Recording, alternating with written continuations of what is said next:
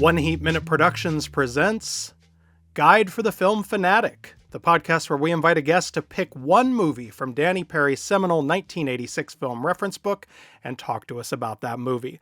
I'm your host, Jason Bailey, and across the mic and across the country from me is my co-host, Michael Hall. Our guest today is a writer, editor, and author with bylines at, deep breath, The New York Times, New York Magazine, The Los Angeles Times, Rolling Stone, NPR, GQ, Vanity Fair, Vogue, Pitchfork, Variety, Refinery 29, Paper Magazine, and more. That's not even all of them, you guys. But most importantly, she is the author of the book Nora Ephron at the Movies, a visual celebration of the writer and director behind When Harry Met Sally, You've Got Mail, Sleepless in Seattle, and more, which was released last fall to tremendous acclaim by Abrams Books. Good publisher there. Please welcome the witty, the wise, the wonderful Miss Ilana Kaplan. Hi, Ilana. Hi, thanks for having me. Thank you so much for coming on. And the release of the book timed out weirdly to the sort of wind down of the previous show. So I'm glad we were able to finally get you on. I wish we could have had there's never been a more appropriate release date than for a Nora Ephron compendium to come out in the fall. So I feel bad that we missed it, but I'm glad we're finally having the chance to talk to you. Thanks for having me. Just glad I'm here. Yeah. So this Nora Ephron at the Movies was your first book. Yeah. So talk to me about that experience now that it's been out for a little while, because as we met, you do a lot of freelance writing online and for print. I find it to be such a wonderfully separate experience from the kind of grind of quick turn online and print writing. How did you find the process for you this first time out? I mean, I think it was challenging, to be honest. I feel like, and I don't know if maybe the first time you wrote a book you felt like this, but there's no one really giving you an explanation of how things work. So It was a lot of just like trial and error, and a lot of it is a very isolating process. And I think my favorite parts of it were when I got to like interview other people, because after a while you're just like, oh my God, I'm so over just being by myself. Because it's just solitary, and like that's really nice sometimes, but I feel like it was nice to interact and like build storytelling through other people too. But it was definitely an interesting experience for a variety of reasons. I think that I have a lot of pride in doing it, because I wasn't sure I could. Like, I was really anxious to even start writing, because I had never done something like this, and I kept being like, I'm not going to do it right. So the fact that I finished it, I also wrote it while I was planning my wedding, and I was working and freelancing at the same time, like a day job and freelance. Like, it was It was a lot. So like the fact that it's completed and it is something I'm proud of is great. I also don't know that, I'm not sure if you've ever felt like this, but writing this book, I'm like, I know I wrote it, but it feels like another person wrote it. Yeah. That's yes. And I think part of that too is that sort of bubble isolation experience where it feels like, well, the person I was with that entire time must have been the one who went and wrote that book when we were done talking about it. At risk of asking, moved on to another thing, like you're working on another project or you're thinking about something else, and you're just like you're just as into the next thing as you were into that thing when it was happening. So then, like, it is kind of like a different person. I mean, it's a whole different, because like when I'm working on a thing, I'm walking around thinking about it all day long. Especially as you're like sort of getting deeper and deeper into it, you're really clear on all of the problems with it at some point. Like, it's sort of hard to think about anything else. And in a way, when you've moved on to something else and you're thinking now about that thing all day long, there is, I never thought about it that way, but there is an element of just like, it might not feel like it to anybody else, but it feels like it to me. I feel like it's also when you're going through all of the like emotions with it, there's really like, yes, people can relate to the process of writing a book, but like no one can really relate to the issues that you're going through with this book, with your book. So Yes. it's interesting. Yes. Well, and because literally every single subject offers their own challenges and conundrums and dilemmas and questions of how you're going to get around things and through certain things. At risk of asking the question I'm sure everyone on your press tour asked, what made you decide to take on this particular filmmaker as a subject for this sort of comprehensive study? So, I mean, I grew up, loving rom-coms, and one of the earlier rom-coms I saw was You've Got Mail, and Mm-hmm. that was kind of my path gateway into Nora Ephron. And I used to watch like marathon when like TBS and TNT would always do really great movie marathons and rom-com marathons. And I just found myself like sucked into, the You've Got Mail, When Harry Met Sally, Sleepless in Seattle marathons. And um, she became one of my favorite filmmakers. It also happened to be that one of my beats was just like covering rom-com oral histories, and an editor at Abrams had seen I think it was my oral history of either Almost Famous or 10 Things I Hate About You. And Mm-hmm. they reached out and they were looking for someone who might be interested in writing this book. And I jumped at the opportunity. That then it worked out. Were there any assumptions or sort of ideas that you had about her going in that writing the book changed your mind about, or sort of reconfigured your thinking around? Her work, if you're watching one of her rom-coms, it's easy to conflate um her as a person with the work she did in her rom-coms and think she's really saccharine. And Sure. I feel like writing this book was a big reminder that Nora as a person was not like that. She was very Yeah. tough. And I think, you know, she could be sharp, she could skewer you with words. And I think it was interesting hearing stories from people who collaborate with her, even the people closest to her who, really drilled down that she was very tough and she could be really Hmm. tough. And like, as much as they could admire her, they could also point out the reality that, like, there were different facets to her. Yeah. Yeah.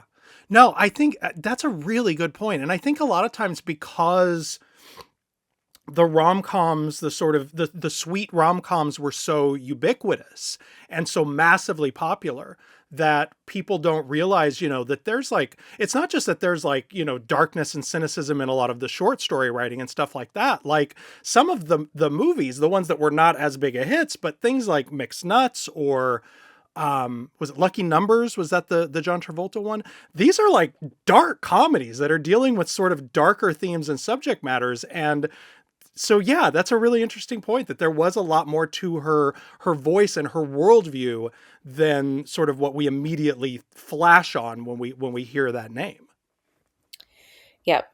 Miss Ephron had not yet begun directing when Guide for the Film Fanatic was published in 1986, so we couldn't have you select something from her filmography. So what did you select to discuss with us today instead? 16 Candles. So, I mean, what's the story? I mean, you got a guy or? Yes, 3 big ones, and they went blood. Her name is Samantha Baker, and today is her 16th birthday.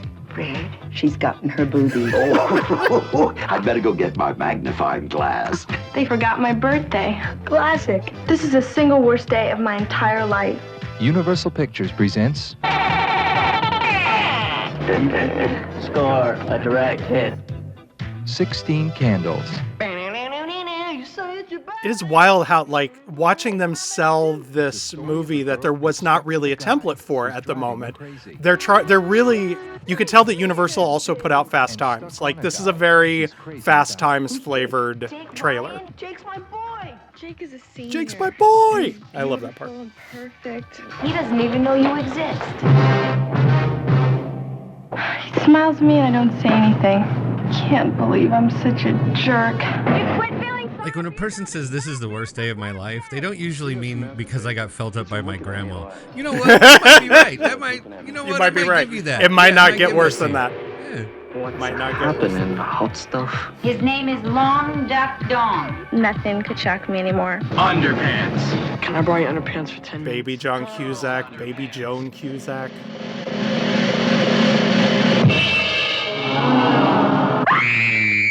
Hate that rock and roll rubbish. Everybody in this family has just gone totally out of limits.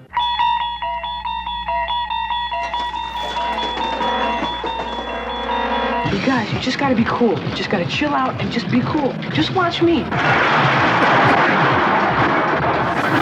Why, you little scuzzbag. I'll let you take Carolyn home. She's so blitz, she won't know the difference. Jake, I don't have a car. I mean, all the problematic stuff is in the trailer too. We'll circle around The to all of trailer. that. Yeah, I mean, in terms of like genuinely representing the movie, you know? It does indeed. I feel like It is they're not lying. You know, Nope. they're not giving you the whole thing. There's lots there, but Yes, you know what you're in for. Everyone she knows you do. is either on her case You know you're the one I want to bug, huh? or out of their tree. Bonsai! It only happens once in a lifetime, This has got to be a joke. and once is enough. Happy birthday, Samantha. Showing you the ending. 16 candles. Spoiler warning.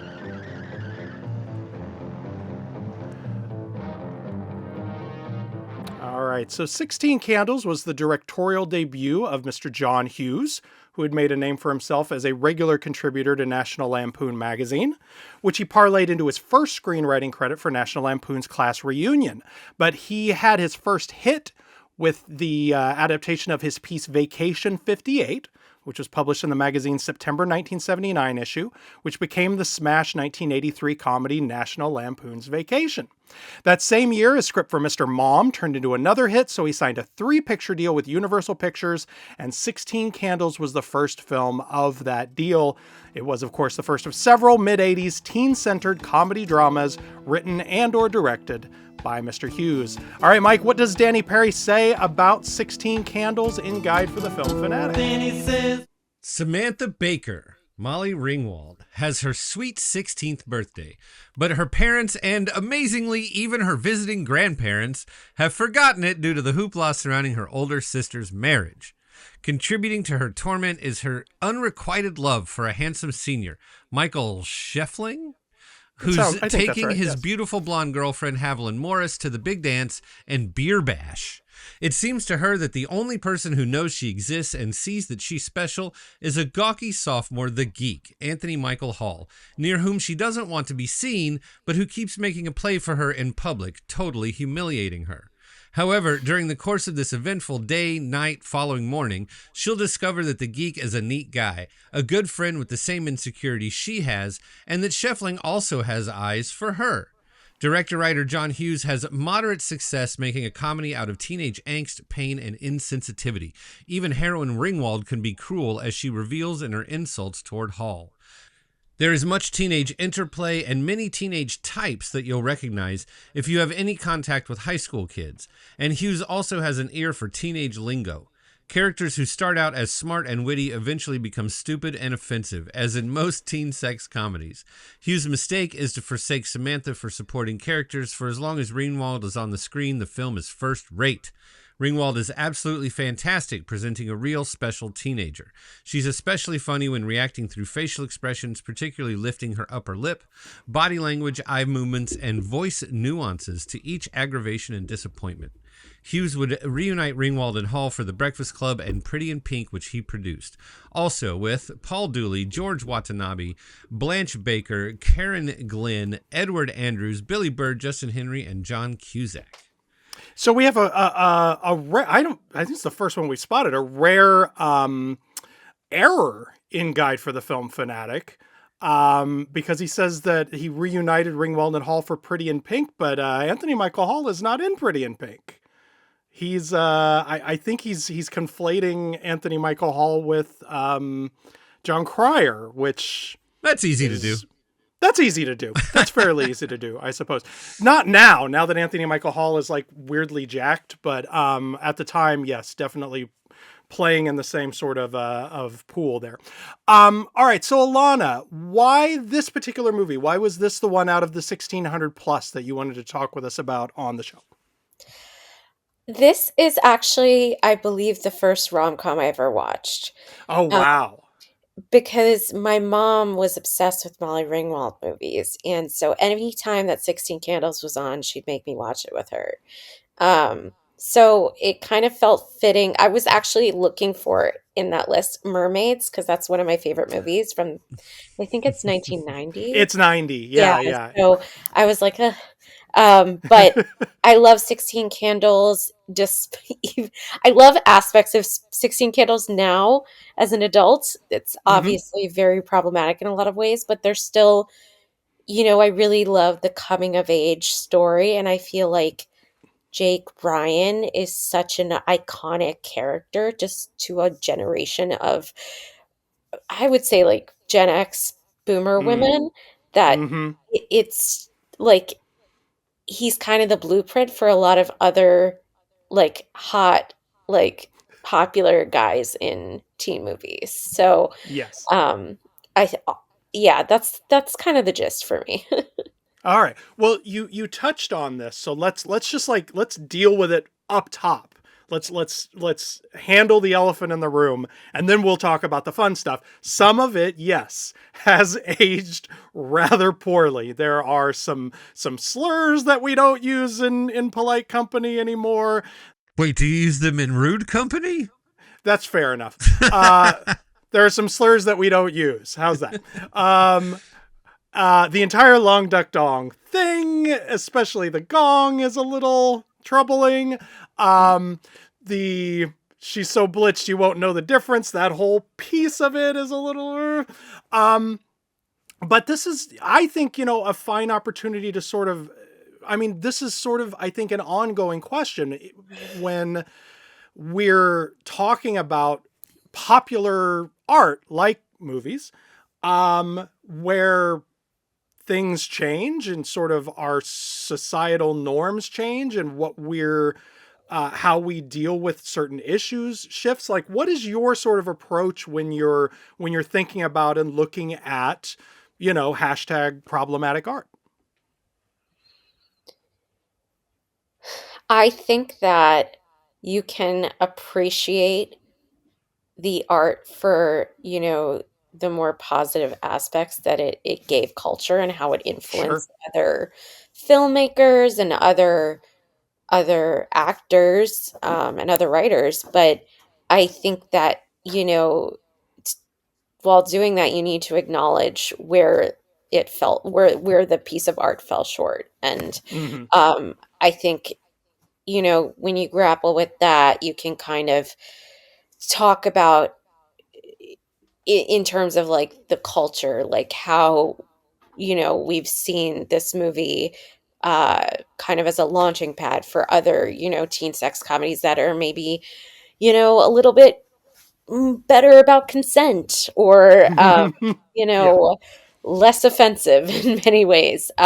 So I think that it's something that like you don't ignore, but you have to acknowledge like the problems with it. Sure. I think it's also with this one, I think really important to contextualize it within sort of what was happening in mainstream movie comedy at that time.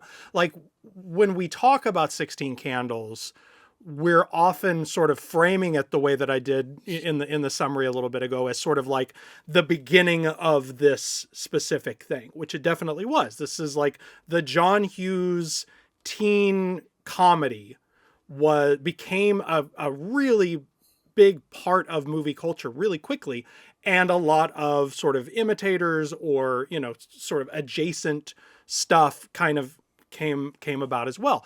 But this movie did not come out of the ether. That the 80s teen sex comedy was very much a thing in the years leading up to this. And a lot of the stuff, and I'm so used to thinking about 16 Candles as this starter pistol that you forget until you watch it again, how much of the stuff that's in it is stuff that was sort of that were the sort of the tropes. It's not all Ferris Bueller. It's got some Porky's in it too, which yes, I did not see coming. I'd never seen this movie before. Wow. Yeah, my wife clowned me mercilessly for never having seen 16 Candles before, but right. Yeah, but so I thought I was expecting much more of a Ferris Bueller, and like, she says like they forgot my fucking birthday, and like the first 2 minutes I was like, whoa, what? Where did that come from? I never heard Kermit the Frog say fuck before. What are we doing here? Yeah, that's a great smash to title edit. It was a really good moment too. I mean, it was a really it was a really sharp, sort of intro moment. I did not see the fuck word coming at all. Well, yeah, but I mean, that's a lot of, you're right. The Porky's comparison is apt. Like, that there are movies like, Losing It and Making the Grade and, My Tutor and all of these. There's a lot of like girls' underwear business in this movie it feels very Porky's sort of, wash out. But even, the sort of the wild, out of control, drunken teenage party was like that is being your sort of main motivator of action in the second half of your movie. Like that was fairly common as well in that era. Are these, but then it, none of those movies, or very few of those movies, had the sort of romanticism that this one gets into, which I think is sort of what made it special. Talk to me about Molly Ringwald, Ilana. What do you think she's doing here that's so interesting? And why was your mom so drawn to her, I guess, would be the first question. I mean, she was like one of the main Brat Pack girls. She was at the helm, and I feel like for many women of that time was like the Taylor Swift of that era to some degree in terms of like popular cultural icon. I think in this movie, she plays someone who's very relatable in terms of like the innocence of being a teen on the precipice of what feels like adulthood. And she also does she's so endearing as this like bratty teen at the same time that she just plays the sincerity and her line readings are so dry and so funny. She's got her comic timing is like crackerjack.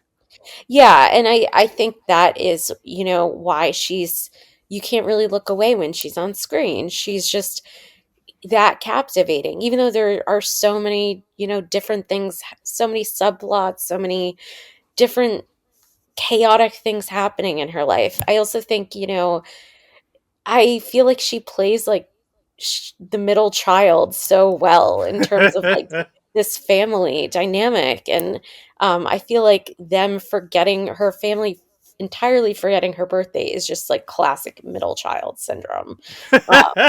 So it's just, I felt like it was, different than like Porky's or something. Like this was also geared more towards women, I would say, which is kind of ironic. Obviously it was during of that time, but like it like glamorizes 80s rape culture at the same time, which is ironic because this is definitely, probably more seen as a chick flick too, as well as a sex comedy. So yeah. But they all kind of did that. And I think, Jason, you make a very good point that like, Revenge of the Nerds doesn't have like a serious, relatable, like genuine romantic relationship in the middle of it that we're all sort of on board for. I mean, I don't know if any of the other ones even tried to do that. And this movie, when you think about it, like there's a lot more of that than there is, in the kind of way that in some ways, and I have no idea, this is just me purely making something up. It sort of feels like he wanted to make the Molly Ringwald movie and the studio was sort of like, look, we got to have some boobs and a big beer party. or this we're not going to be able to make a scans. trailer out of this movie. And the Right. sort of balance of the two things, you know, I mean, the whole the rape culture storyline, that was probably in the first draft of the script, right? Yeah. But a lot of the other stuff does feel not necessarily tacked on, but it's not the focus at any point.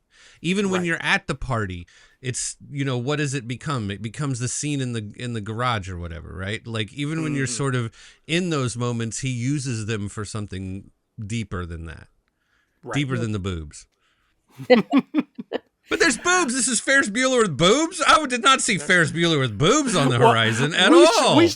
We should talk about that. I just specifically the idea that like that this may be, for my money, the last R-rated, PG-rated movie, if that makes any sense. Like, because there's you know, the one F-bomb that PG-13's got. There are boobs which were not in PG movies typically. This movie was released in May of 1984. So it came out 2 months before the introduction of the PG-13 rating. So, you know, if this is released 2 months later, it's a PG-13. And the two movies that are always discussed as sort of prompting the PG-13 were Indiana Jones and The Temple of Doom and Gremlins, both of which came out in like June of 84.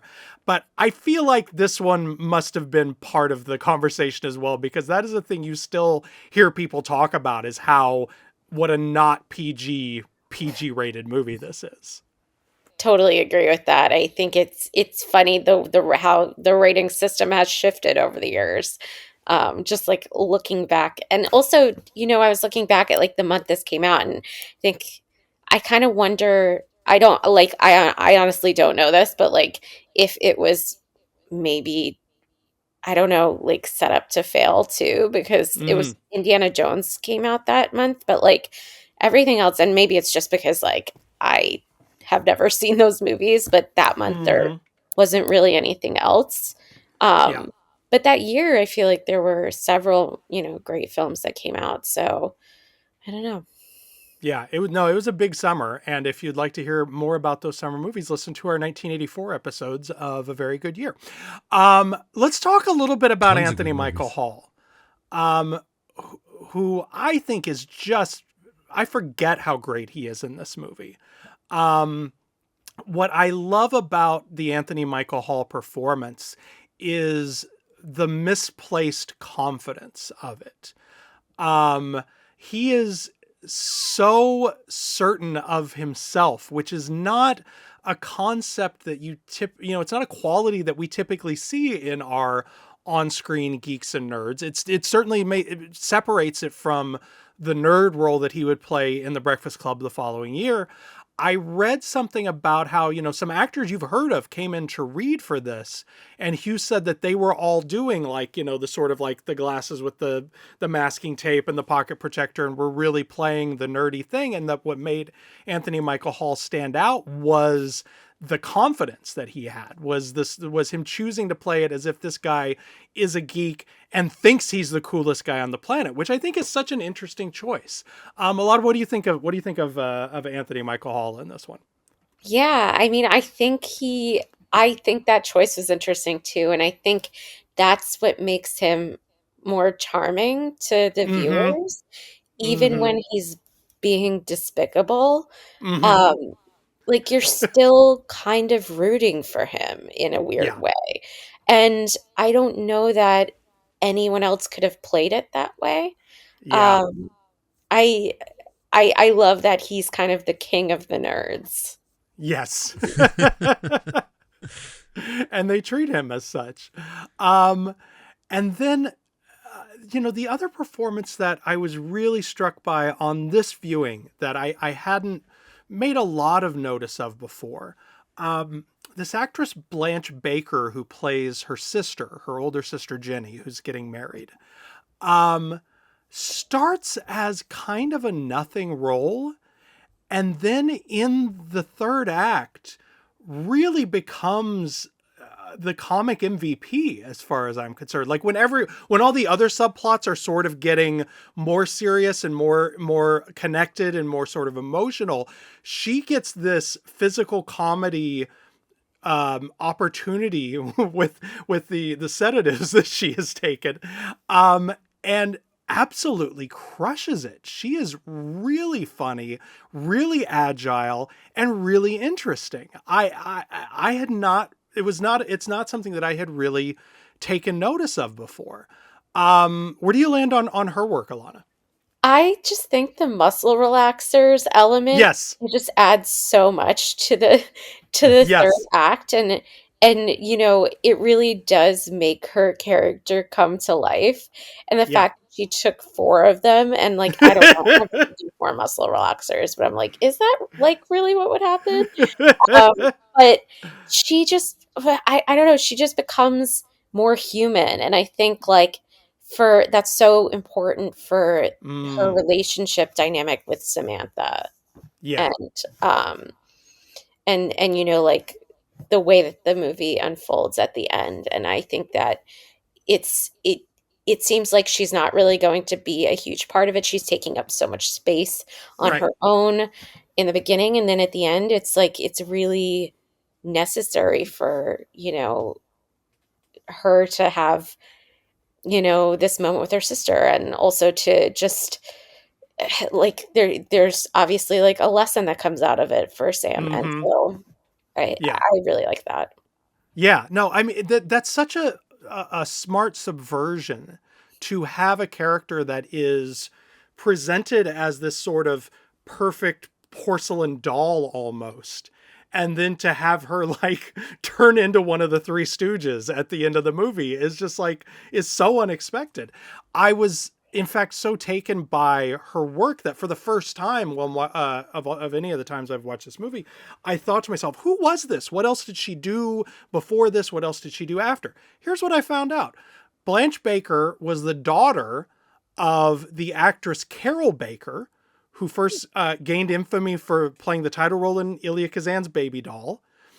And her father was Jack Garfine, who directed the 1961 movie Something Wild, starring Carol Baker, which is one of the great sort of like early New York indies. It's this really stark, difficult kind, trauma melodrama thing that's available in the Criterion Collection. It's pretty easy to see, and it's a terrific movie. So just the idea that this actress came out of this union of these two really tremendous, creative, independent people, I thought was really really tremendous.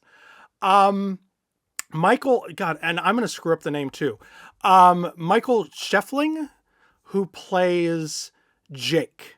You touched on this earlier, Alana. Talk to me about the appeal of Jake, the character, and of Michael Scheffling, the actor. I feel like he's this all-American guy who's like rich, popular, and immaculate sweater vest taste. yes, exactly.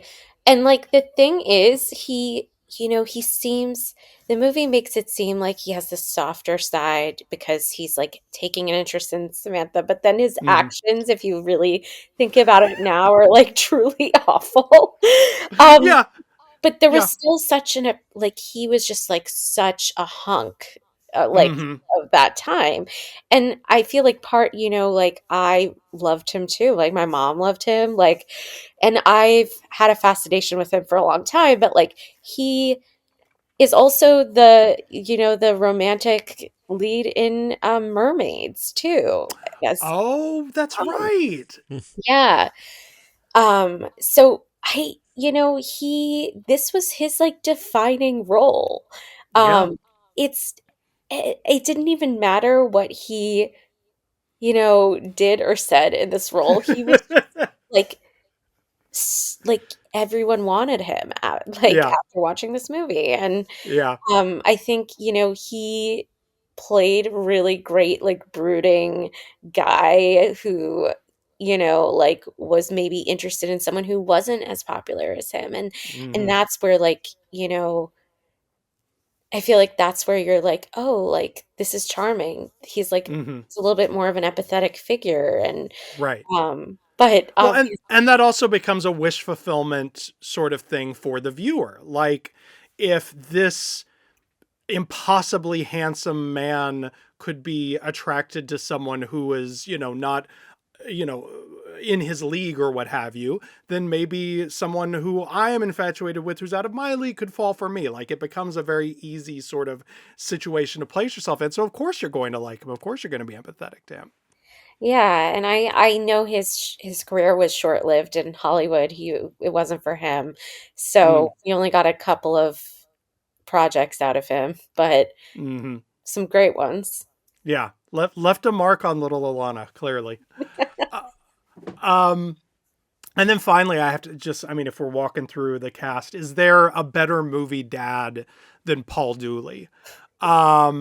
Between this and Breaking Away, this is like, I feel like the movie dad that everyone would like to have. And that scene, that middle of the night scene on the couch is just so sweet and so tender. What do you got, Mike?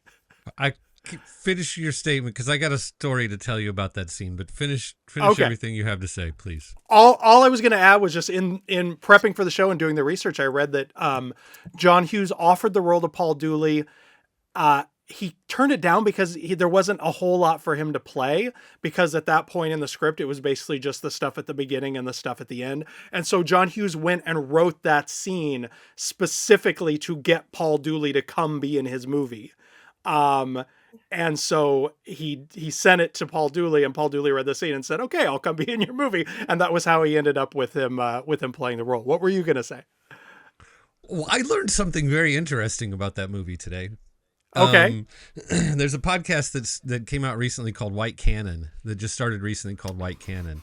And it's two hosts, a white guy and a black guy. One of them is the guy that started Movies That Made Me. So you may have heard, the Movies That Made Me podcast, right? And what they do is they have guests on, white and black guests on, and they talk about movies that are part of the sort of white people like assume everybody has seen, but most black people have never seen. This is the criteria for the show. Got it. Okay. Their first episode is 16 Candles and Breakfast Club. Okay. Oh, wow. Okay. Right? That's their first episode. And their first two guests are Wyatt Cenac and Daniel Waters. Okay. And so Daniel Waters, who wrote Heathers and killed John Hughes as a thing, right? As like as a genre, right?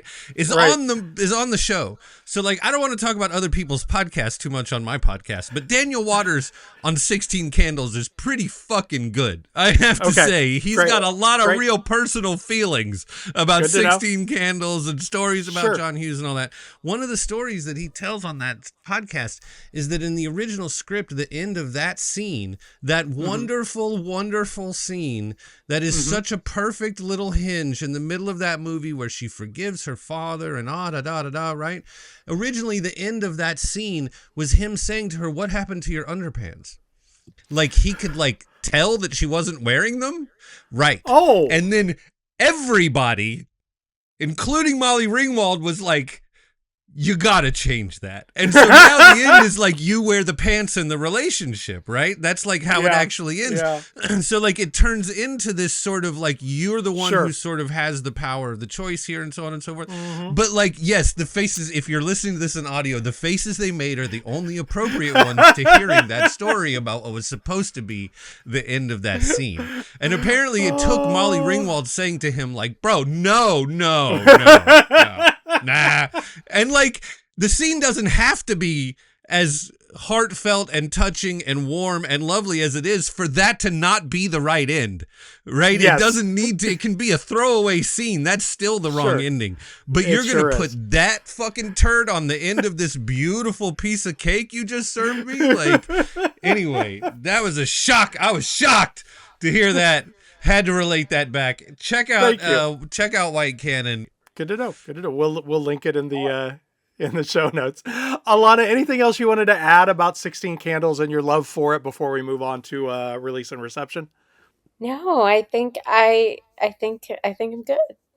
Good. All right. Great soundtrack too. We should mention that. The music supervised by Jimmy Iovine credit leapt out at me this time as I was watching that. Nobody had ever heard of him in 1984, but you have now. Yeah. All right, friends, let's talk about the release and reception of 16 Candles, which opened nationwide on May 4th, 1984. It shared a direct release date with Breakin', speaking of quintessentially 80s movies, as well as Alphabet City, Purple Hearts, and The Bounty, starring Anthony Hopkins. Yay! And Mel Gibson. Boo. Also in New York theaters that weekend, Romancing the Stone, Moscow on the Hudson, Friday the 13th, The Final Chapter, This is Spinal Tap, Police Academy, Splash, Penelope Spheeris's Suburbia, Swing Shift, Greystoke, The Legend of Tarzan, Racing with the Moon, and the much ballyhooed re-release of Hitchcock's The Man Who Knew Too Much. 1983's Best Picture winner Terms of Endearment was still in theaters, as was Ingmar Bergman's Fanny and Alexander, its 47th week, according to the ad, because we used to let movies find an audience in theaters, but I digress. Mike, what were the news headlines on that day? Wow, can you believe the last Friday the 13th movie came out in 1984? I know, the final chapter. It was all over with movie number 4. That shit held for literally a year. Friday the 13th Part 5, A New Beginning, came out in 1985. That's how fast they were holding to the idea of ending that cash cow. Sorry, what was in the news that day, sir? Friday, May 4, 1984, the Soviet Union was stepping up their efforts to rein in militants in Afghanistan. I wonder how that worked out. Yeah, I'm sure that went fine. That sounds like a good idea. Yeah. Seems like something that's been doable at any time over totally the last 3,000 manageable. years. Yeah. Totally manageable. Yep. President Reagan was defending his choice for ambassador to El Salvador against Senator Jesse Helms. You want to hear a story where you and Jesse Helms are on the same side? I did not think I would ever hear that. Of course you don't. Neither did I. But you know what? Here we are. I had to. You do too. Helms was ready. Mad at Ambassador Thomas J. Pickering and accusing him of all kinds of dirty deeds, including interfering in El Salvador's presidential election. Reagan insisted it wasn't true, but Pickering is the Forrest Gump of the 80s, bro. Look at wherever the worst shit on earth is happening, and he just left. He just... he's like 3 days behind Zeeling. Anyway. It's crazy to say out loud, but Helms was probably right on this one. On literally nothing else, but he was right on this one. You know what? Broken clock, twice a day, blind squirrel eventually finds a nut, whatever cliche you want to drop into that. That's fine with me. And finally, Pope John Paul II went to South Korea and said he hoped the two halves of the peninsula could be reunited through dialogue, mutual trust, and brotherly love. But then the Koreans were all like, nobody here is Catholic, bro. Please go away. That's headlines. Thank you. Jason, what did the critics have to say about 16 Candles? Well, let's lead off with our pal Pauline Kael, who wrote in The New Yorker, quote, 16 Candles is about suburban Chicago teenagers, but it's less raucous in tone than most of the recent teen pictures. It's closer to the gentle English comedies of the 40s and 50s. It doesn't amount to much, and it's certainly not to be confused with a work of art or a work of any depth, but the young writer-director John Hughes has a knack for making you like the high school-age characters better each time you hear them talk. David Denby, writing for New York Magazine, opined, 16 Candles, the new teen dating comedy, is an odd mixture of brutality and tenderness. Screenwriter John Hughes, directing for the first time, shoves his minor characters around as if they were dirty trays in a cafeteria. He revels in the kind of crude obliviousness that kids love precisely because it's so insistently dumb. Yet, Hughes has created a lovely heroine, Samantha, Molly Ringwald, and he treats her as delicately as he might a princess opening her first ball. His affection for her redeems the picture. That's one thing we talked about in that show, in that podcast that I hadn't really thought much about is that Molly Ringwald was not necessarily considered unattractive, but the sort of the picture is the popular guy's girlfriend. Right. It's that sort of Lonnie Anderson character. Or her sister. Same thing. That's sort of 80s blonde bombshell sort of thing. And so Molly Ringwald is not necessarily unattractive, but is definitely odd, unconventional in that, sort of, which she's just cute as a button. And I don't know, it's sort of, that hadn't occurred to me until I heard them talk about it. Yeah. Yeah, I mean, redheads have always had had to battle the blondes for dominance. It's fine. At the Times, Janet Maslin summed it up well. John Hughes' 16 Candles is a cuter and better-natured teen comedy than most, with the kinds of occasional lapses in taste that probably can't hurt it in the cities for which it is intended. The middle of the film wastes time on a bit more house wrecking and car crashing than is absolutely necessary, and there are some notably unfunny ethnic jokes. Maslin ahead of the curve on that one. Yeah. But most of the movie is cheerful and light, showcasing Mr. Hughes' knack for remembering all those aspects of middle-class American adolescent behavior that anyone else might want to forget. She just wrote one sentence describing the rest of his career. Nailed it. Nailed it. One sentence, first movie, first review. Bang, here's the rest of your life. Enjoy it. I mean, when you're writing for print, you gotta keep it tight. But there were some detractors, notably the Village Voice's David Edelstein, who wrote, quote, "The gruesomely unfunny 16 Candles was written and directed by John Hughes, who wrote Mr. Mom. In his debut as an auteur, he embraces traditional high school stereotypes with unprecedented fervor, as if to transcend them with sheer tacky overstatement. He creates an artificial universe dictated by the snap judgments of an obnoxious teenage girl," end quote. I've often disagreed with Mr. Edelstein, and I disagree with this, mostly because I think that the key point here that's incorrect, sorry to backtrack a bit, is the idea of that he embraces the traditional high school stereotypes as if that's all he does is embrace them. And I feel like the genius of this movie, and then you see him take it to the sort of next step in Breakfast Club, is the idea of like, these stereotypes exist. Let's examine them. Let's transcend them. Let's subvert them. Let's understand them beyond those types. And like the scene in the car in the shop class between the two of them is really the emotional heart of the movie. Like that's the scene where it becomes something more than the sort of traditional high school narrative, in my humble opinion. Ilana, thoughts on the use of stereotypes here? The biggest stereotype for me was obviously Long Duck Dong in the film. And I think I read that after that character, after this movie came out, like a lot of people in the Asian community that were in teenagers were, this character became a stereotype projected onto them and fed into a lot of certain people's experiences growing up, and because of this character. And I mean, it's so unfortunate, I feel like, because there could have been a really great plot line around him that wasn't rooted in racism, and it unfortunately just is. It just is. And the gong, that just doesn't help. That is like straight out of like a 50s. That's Breakfast at Tiffany's shit right there. How did 16 Candles do in terms of box office and awards, Mike? 16 Candles opened in second place for the weekend to the aforementioned Breakin'. And come on, who can beat Breakin' in 1984? Get the fuck out of here. It did $4.4 million that weekend on its way to a $23.6 million domestic gross, a nice return on its $6.5 million budget. No major award wins, but casting director Jackie Birch was nominated for Best Casting for a Feature Film from the Casting Society of America. I'm gonna say she earned that one. Well earned. Yeah, right? Jackie Birch, this is just a little, like, look up Jackie Birch on IMDb sometime. Discover how many of your favorite fucking movies Jackie Birch cast. The name leapt out at me because I'm researching a Die Hard book right now. And guess who the casting director was on that one?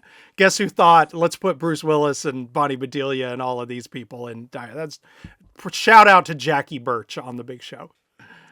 Molly Ringwald and Anthony Michael Hall won the Best Young Actress and Best Young Actor in a Motion Picture Awards at the Young Artist Awards.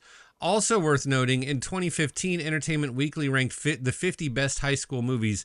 16 Candles came in 8th place. Any guesses what came in number 1? Ilana, what do you got?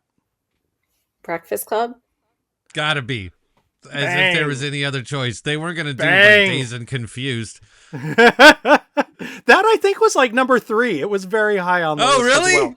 Yeah. All right, I take that back. It did quite well. Alana, do you prefer? I see we have a cat visitor. If you're not watching on YouTube, you're missing great cat work right now by Alana. What's Breakfast Club or 16 Candles? What's your preference? What's your personal preference? 16 Candles still. It's the I agree. The rom-com element is stronger for me in that, and that's what always draw. I'm just a rom-com head, so I mean, I appreciate The Breakfast Club as well. Like, I like it, but it's just, I also feel like there's, a sentimental aspect for me. Like, it was my mom who's the one who got me to watch it with her every time it was on, and it's the first rom-com I saw. So, we didn't go into personal histories earlier, but I have such a clear memory of seeing this because this was a very early, maybe one of our first VHS rentals when we got our VHS tape deck, a story I told on a previous episode. And I mean, here's how, like, there was not like a video store in our immediate area yet. We had to go to the Quick Trip, which was like the 7-Eleven, like a convenience store. They had like a shelf of movies that they would rent. And the night that my dad went in, literally everything was checked out except 16 Candles. So that was how he brought home 16 Candles and how we watched it for the first time. And then afterwards he was like, well, I don't know why that was the only one that was left. That's a pretty good movie.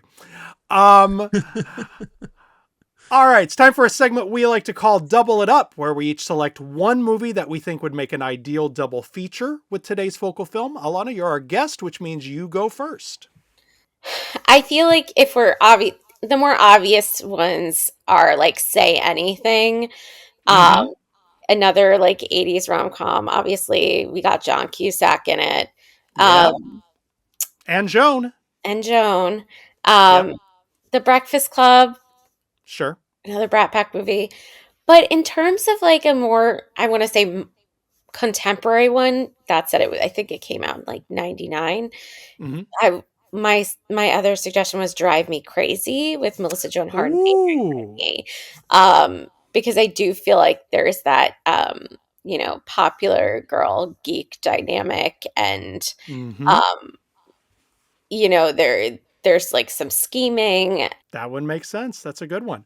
I thought this over, and the one that I kept landing on was a very contemporary one, The Edge of 17, starring Haley Steinfeld. Like, I feel like when you're talking about sort of the clear cinematic offspring of Samantha Baker, like, Haley Steinfeld's character in Edge of 17 that's a pretty direct line, like in terms of the character's cynicism, her wit, the degree to which she feels like an outsider, to which she feels sort of abandoned, the family issues that become very pressing over the course of that film. It is, I think, the writer director of that particular film, whose name has of course escaped me right now, but who also did the film adaptation of Are You There, God? It's Me, Margaret. I feel like she is a filmmaker, one of the few who I think sort of earns the comparison to Hughes in terms of the intelligence and the wit that she grants to her teen characters without making them sort of unbelievably or disproportionately wise or funny or spouting sitcom lines or things like that. Kelly Freeman Craig, I looked it up as I was babbling, I think is fantastic. I think she's a terrific writer-director, and I hope she keeps doing things because she's fantastic. So that's my pick, Edge of 17. Mike, what about you? Something that I have found that I've really enjoyed in these picking a double feature thing, which is different for some, feels different than recommending the way we did in A Very Good Year, where we're like, oh, I like this movie from that year. Double feature is a different category. It's a different thought process in a way that didn't really occur to me. So I've been doing a lot of sort of comparison things where, like, put these two movies together and compare some specific element. So I ended up looking around at the director of photography for this movie because, like, there were so many. This movie is like interestingly shot in ways Yeah. that it didn't have to be, and in ways that it really sort of never get talked about. You know, the lighting is not, you know, the lighting is I mean, not flat. I wouldn't say it's flat, but it's rom-com, you know what I mean? Yeah. Everything is lit. You can see the hell out of everything, you know? But like, there's a lot of sort of depth to it. Anyway, I was like, what else did this guy do? Do you know what else he shot? Gentleman by the name of Bobby Byrne. Okay. Is the director of photography on this movie. His very first major feature film credit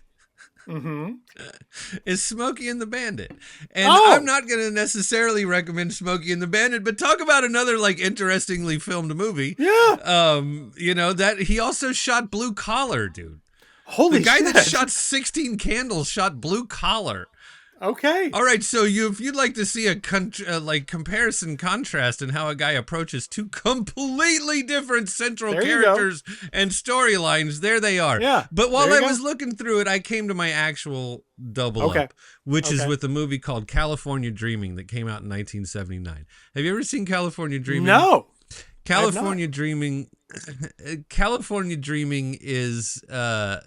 It is actually a pretty good double up with 16 Candles because it's like, but it's a male central character and it's this just sort of like dork from the Midwest who goes to California and tries to like hang out with some surfer girls. It's a sort of 70s like teen rom-com, you know, instead of an 80s one, but it's actually like, it feels actually sort of more like 16 Candles than, I don't know. It's just, I had, you know, it's been a while. I hadn't thought about it in a long time, but I had seen it once upon a time. And California Dreamin' is a pretty good movie. And like watching it, he's outside, he's in California. It's sort of the same thing, but it's a completely different locale. It's a completely different sort of approach to cinematography. So like, I don't know. It's like the one angle of this movie that hasn't been sort of beaten to death is who shot it and how. Yeah. Right? I feel like in a lot of ways, like comparing, we didn't really talk about The Breakfast Club as we were talking about this movie because we didn't really talk about like St. Elmo's Fire because like obviously there's plenty of ways to go hear other people talk about sort of comparing this movie to St. Elmo's Fire, right? Like that's why we didn't do any of that stuff. But California Dreamin' I think is actually a new angle on it. Okay.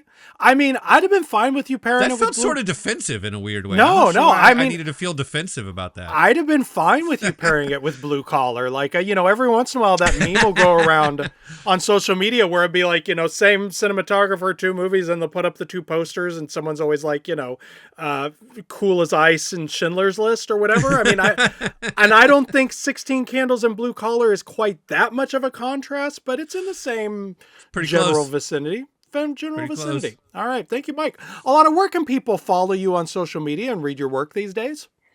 So you can follow me on Instagram, Blue Sky, and Twitter, unfortunately, still, at Lonnie Caps. It's LANIKAPS. Also TikTok, same name. I just don't post on there that often. There we go.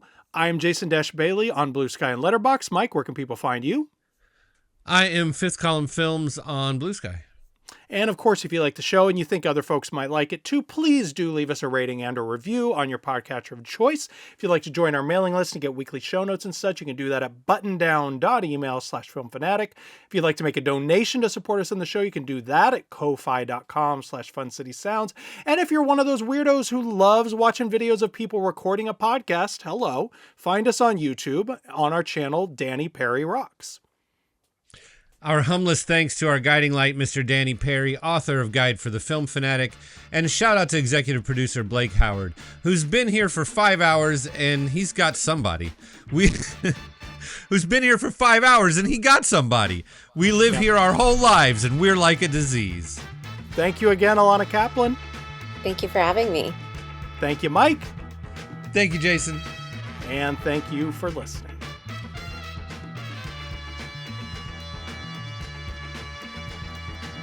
Join us next time for our first two-guest double feature show. in which These Fists Break Bricks authors Grady Hendrix and Chris Pagali will be here to talk about Enter the Dragon and Five Fingers of Death. Gonna be a good one. See you then.